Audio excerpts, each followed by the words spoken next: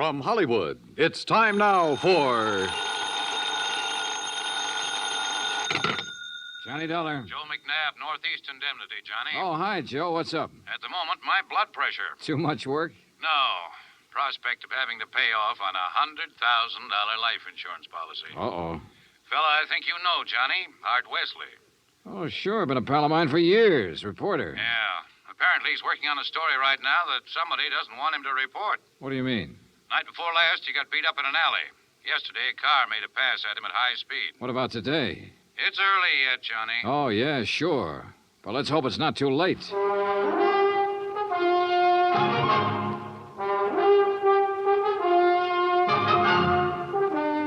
Bob Bailey in the exciting adventures of the man with the action-packed expense account. America's fabulous freelance insurance investigator. Yours truly, Johnny Dollar.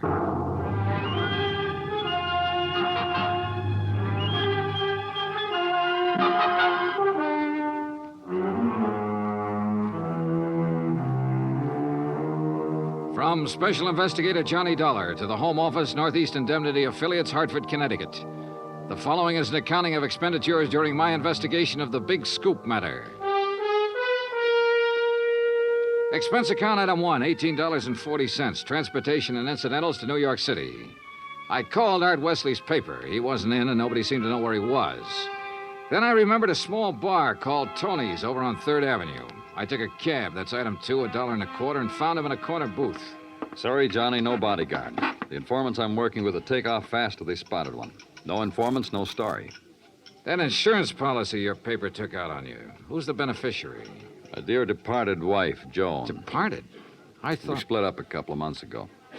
Oh, I'm sorry to hear that, Art. We were living in two different worlds. I wanted a home and family. She wanted a trip to the moon every night. Where is she now? Who knows? On her way to the moon, I guess. Hey, look, this story you're working on, Art. It's hot, Johnny. And big, real big.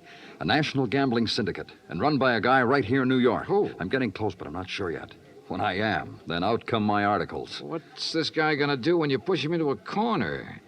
Look, I'm worried about you. You look, Johnny, I'm not as foolish as you think. I've got his name written down and put in a safe deposit box with what evidence I got. That's my real insurance. Oh, Art, look, we've been friends a long time. I'm not gonna let you do this alone. Sorry, Johnny. I gotta go it alone.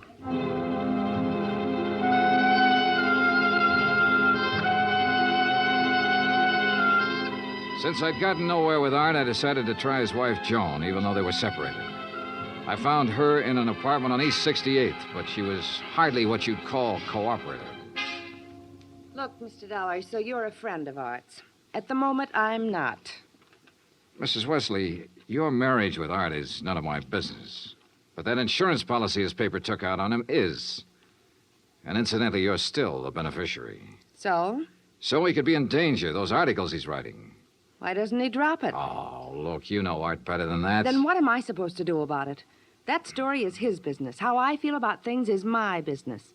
And come to think of it, I can't see that either of those things is your business. Item 3, $1.80 cab fare to police headquarters in the office of my old friend, Detective Lieutenant Rostelli.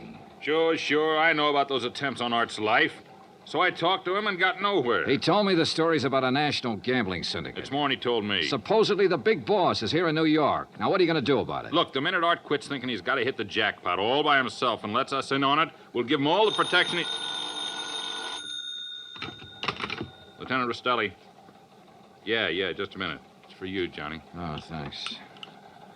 Hello? Art Wesley, Johnny. They told me at your hotel where to reach you. Anything new, Art? I'm leaving town for a few hours. This could be it, Johnny. Tonight could be the jackpot. Well, listen, let me go with you. Sorry, I gotta go alone. It's part of the deal. Art, it could be a trap. I can take care of myself. Call you when I get back. Wish me luck. Well, look, wait.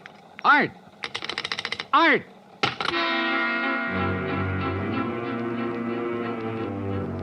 Item 4, $1.80 cab to Art's apartment, where I persuaded the manager to let me in. I was looking for anything that would give me a lead. Then, near the phone on a scratch pad, I found where he'd written the word Watika several times. Sure, Lake Watika, upstate. Art had a lodge there. Item 5, $25 even for a rented car. It was a 3-hour drive to Lake Watika, which was bad enough. But to top it off, it started to rain, and rain hard.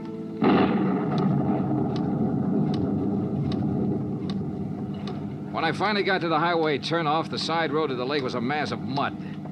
Then I got 2 quick breaks. It stopped raining, and I spotted the 6-mile road into Art's place.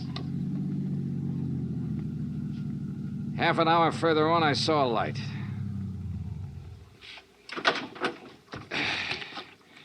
Art's car was parked at one side, and the front door of the lodge was wide open. When I got to it, I saw why. Art was lying in the doorway. Yeah, he was the one who wanted to hit the jackpot. But you can't hit the jackpot with a slug, particularly when that slug is right between your eyes.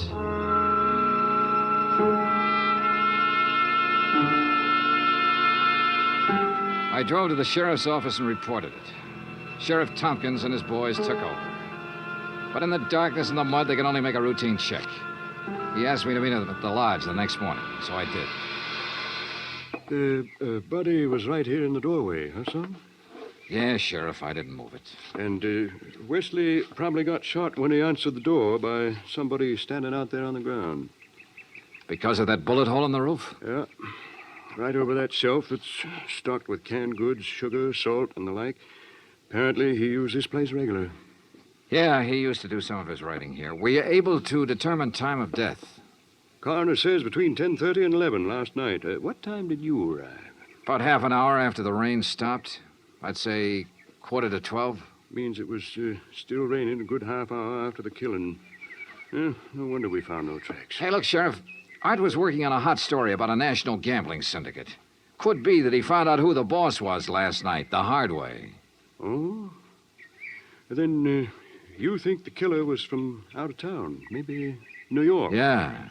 Now, where would he stay? Is there a hotel around here? Lake Watika Inn, just outside the village, about 6 miles from here. Sheriff, I'll check it out. Guests here at the inn, Mr. Dollar? Well, we have only 2 who checked in yesterday. It's the off-season, of course. Yeah, clerk, who are they? Well, Mr. Cooper yesterday afternoon and Mr. Buckley around dark. Uh-huh. They still here? Mr. Cooper is sitting right out there on the terrace, but Mr. Buckley paid in advance and left quite early this morning. I see. Did Buckley give any reason for stopping here? He said he was a traveling man and didn't like to drive in the rain. Okay. I'd like you to write down a description of him. I'll pick it up on the way out. Oh, I'll be glad to, sir.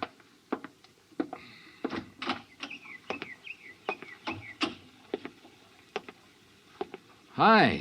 Oh, good morning. Enjoying the scenery? Yes, immensely. Oh, sit down, won't you? Sure, thanks. My name's Dollar. Mine's Cooper. You just check in? I'll just drop by. I came yesterday. Uh-huh.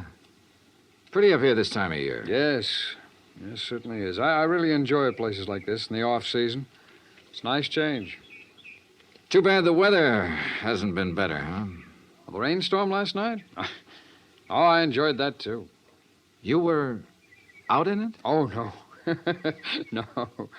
No, I enjoyed it the way a storm should be enjoyed. In front of the fireplace in my cottage with a drink and a good book. No, Mr. Dollar, I stayed in last night. And that was that.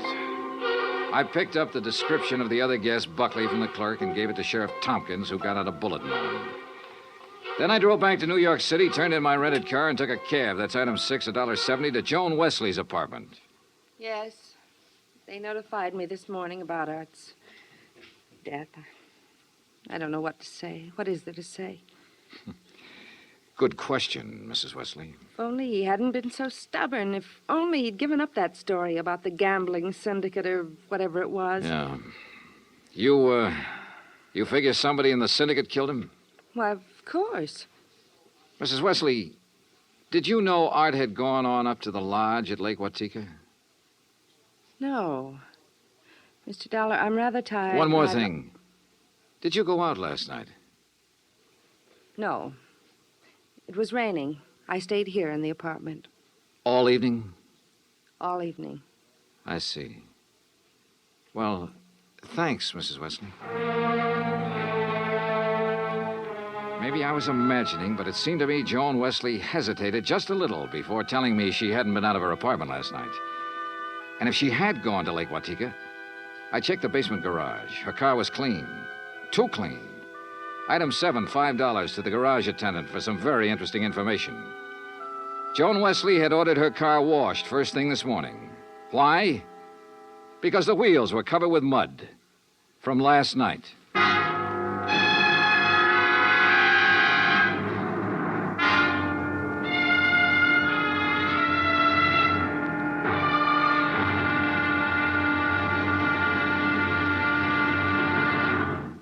Act Two of yours truly, Johnny Dollar, in just a moment. Better schools mean better citizens, better neighbors, better families. But we can't expect our children to respond, to learn and grow, if we ourselves are indifferent to their school environment. CBS Radio urges that you write to Better Schools, 9 East 40th Street, New York 16, New York, for information about how citizens can spark community action to improve their schools. That address again is Better Schools, 9 East 40th Street, New York 16, New York. Now, Act Two of yours truly, Johnny Dollar, and the Big Scoop Matter.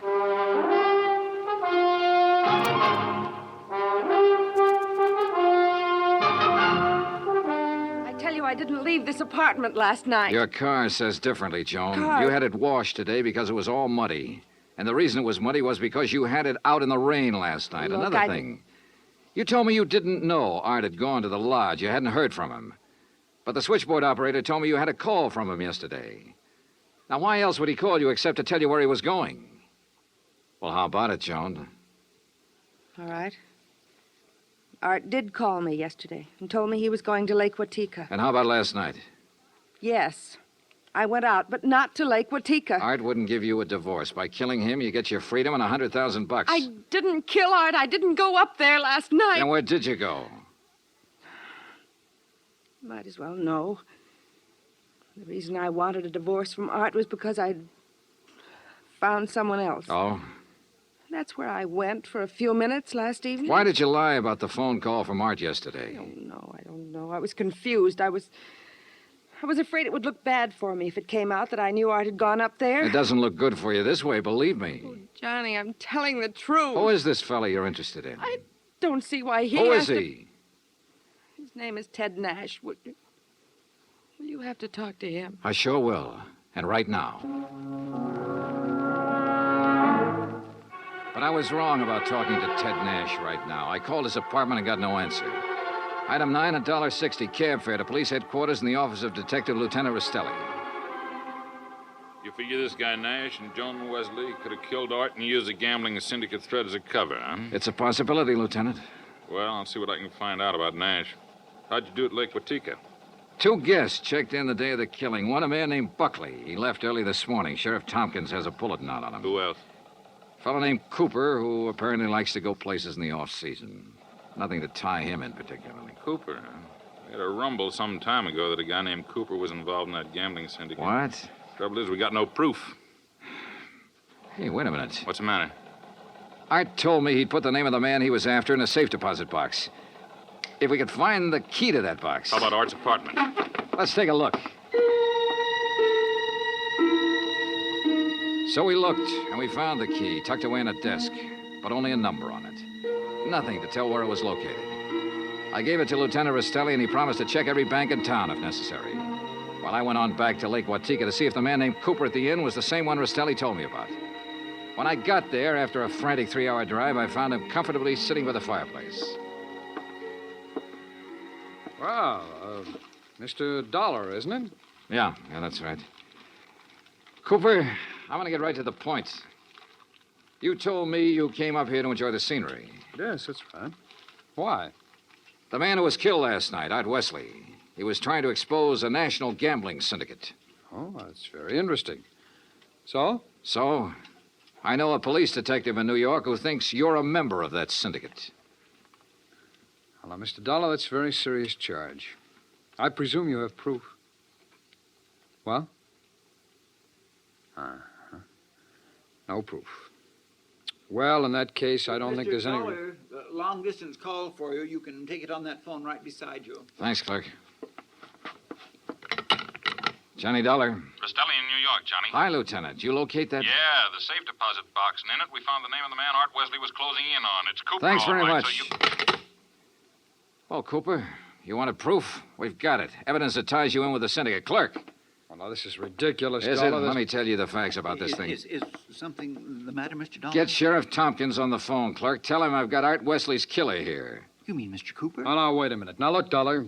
If you'd get your facts straight, you'd drop this silly notion of yours. What kind of facts, Cooper? What time was Wesley killed? Between 10:30 and 11 last night. But, Mr. Dollar, Mr. Wesley's place is some 6 miles from here. That's right. Why?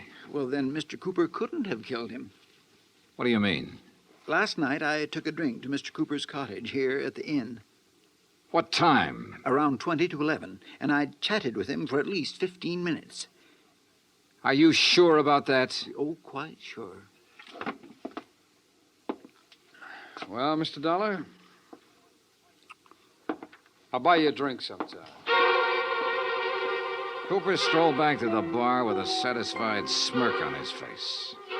So the one man who had to be Art's killer couldn't have killed him. I collared the clerk again and had him repeat his story in detail. If you recall, it rained heavily last night, Mr. Dollar. Yes, I drove through it on my way up here. Well, I was making the rounds of the inn, checking windows, things like that, when the house phone rang. It was Mr. Cooper calling from his cottage. He wanted a drink. You say that was at 20 to 11? Yes, I always jot down the time when I am called away from the desk. All right, go on. Well, when I got to Mr. Cooper's cottage, he was sitting in the living room in front of the fire with a book. Yeah.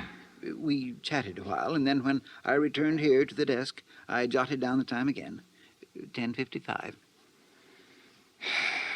Well, that does it. What do you mean? Oh, it's a good 20-minute drive from here to Art Wesley's lodge. If he was killed between 10:30 and 11 and Cooper was here at that time, he couldn't have done it. Well, I'm sorry, but facts are facts. And... Oh, excuse me. Lake Watika Inn. Yes, just a moment. Sheriff Tompkins, Mr. Dollar. Oh, thanks. Hi, Sheriff. Thought you ought to know, son. Remember that man Buckley we were looking for? Yeah, sure, the other guest at the inn. Yeah, we picked him up. I've been questioning him for an hour. Any luck? No, sir. He's just a traveling salesman who stayed at the inn because he didn't want to drive in the rain. You sure? Buckley swears he doesn't even know Cooper. Just between you and me, Johnny, I think we got the wrong fella.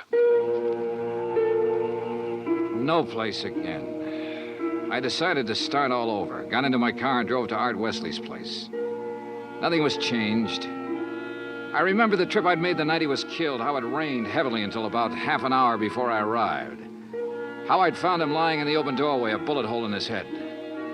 Yeah, and the hole in the ceiling over the shelf of provisions, marking the path of the bullet. It was there. So were the provisions. Canned food, mustard, sugar, a package of crackers. There was some... Wait a minute.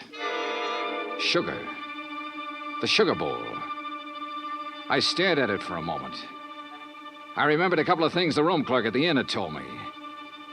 And suddenly the whole deal slid neatly and quietly into place. I drove back to the inn fast. Cooper's cottage was empty, so I went inside to the bedroom and took a look around. Then I spotted one of the pictures on the wall, a little out of place. I looked behind it. Yeah, just what I expected. Outside, I found Cooper sitting on the terrace in front of the main building. I slid into a chair across from him. Well, Mr. Dollar, what fantastic crime are you going to accuse me of today? Cooper, I got a one-track mind, and it's still stuck on murder. Oh, now look, Dollar. We've been over this before, and personally, I find it quite boring. So much so that it's interfering with my vacation here. That's too bad. Yes, it is. So I'm leaving this evening. I don't think so, Cooper. Oh, come now. Art Wesley was trying to expose a figure in a gambling syndicate. You. Well, that's a matter of conjecture. You had to stop him for keeps. Oh, now look, Dollar.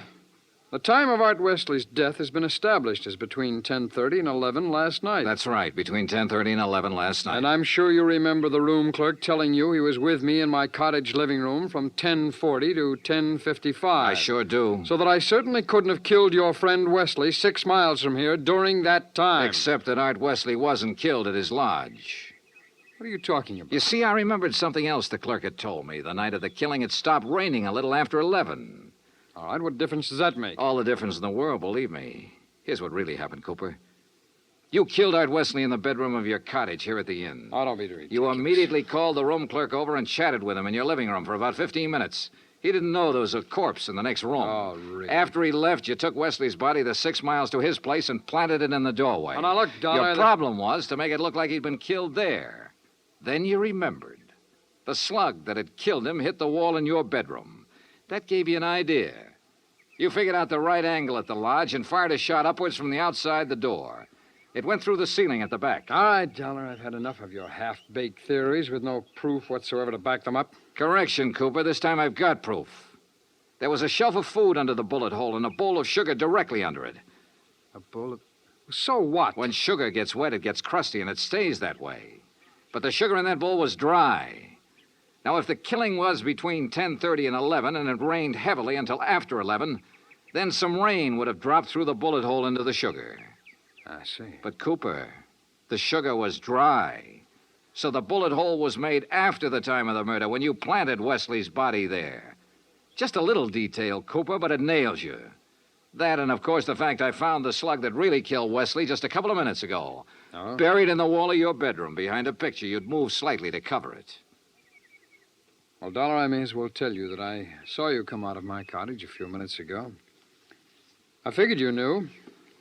So ever since you sat down here, I've been holding a gun on you under the table. You know, Cooper, I may as well tell you. Ever since I sat down here, I've been holding a gun on you, too. Well, you... Let's have it. Well, you didn't have any gun. A big-time gambler bluffed right out of the game. Cooper, you're slipping.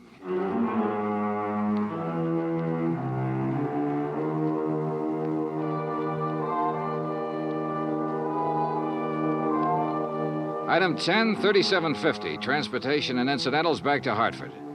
Expense account total $187.40. Remarks? Cooper's awaiting trial. About Art Wesley? Well, I guess that sugar bowl was a dead man's revenge. And come to think of it, that revenge was pretty sweet. Yours truly, Johnny Dollar.